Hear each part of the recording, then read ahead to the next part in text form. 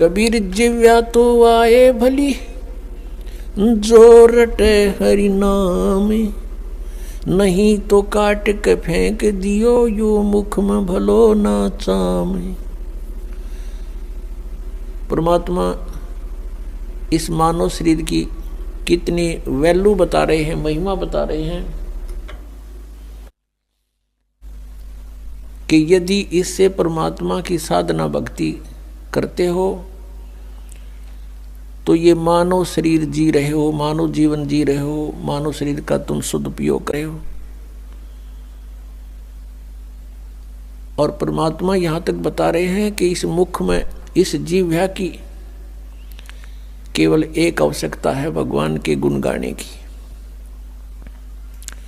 इसके अतिरिक्त यदि हम भगवान की साधना इससे नहीं करते हैं, गुणगान नहीं करते हैं, तो इसको कहते ये मुख में चाम अच्छा नहीं। इससे अच्छा तो इसे न काट के फेंक दे। अपने आत्माओं, ये परमात्मा ये नहीं कहते कि इसको काट दो, इसका सदुपयोग करो। यदि हम परमात्मा के गुणगान नहीं करते हैं तो जीव का के प्रयोग करते हैं कि तो झूठ बोलने पेट के लिए, किसी को ऐसा वचन कह देते हैं, जैसे कहते हैं परमात्मा कहते हैं हित पराई आत्मा और जीव बांध तलवार। एक तगड़ा व्यक्ति है या उच्च अधिकारी किसी भी प्रकार से जो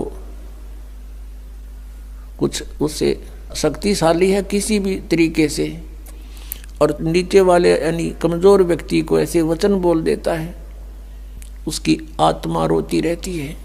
और कहते हैं उस जीव ने तलवार का काम कर दिया, और एक अपने पेट के लिए यानी अपने रोजगार के लिए जीव ना जाने कितनी झूठ बोलते हैं, और वो सारे पाप कमावा।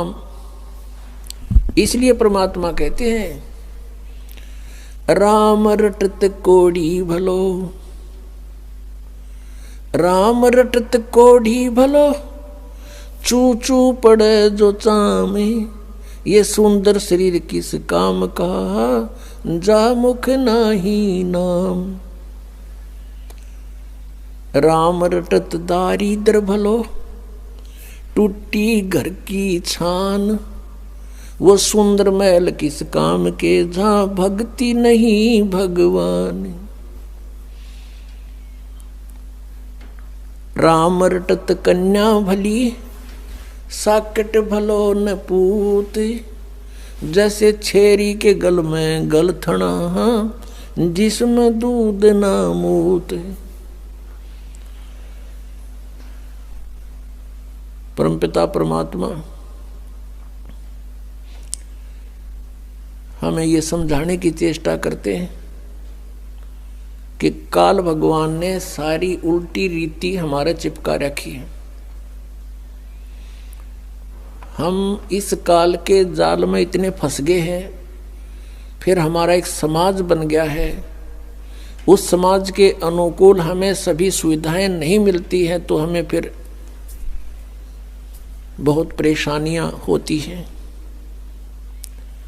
जैसे हमारे समाज में पुत्र की प्राप्ति अति आवश्यक मान रखी है कि यदि पुत्र नहीं होता है तो जीवन व्यर्थ है, चाहे कन्या कितनी हो जाओ। तो ये काल भगवान का एक जबरदस्त जाल है जो हमारे ऊपर फैला रखा है।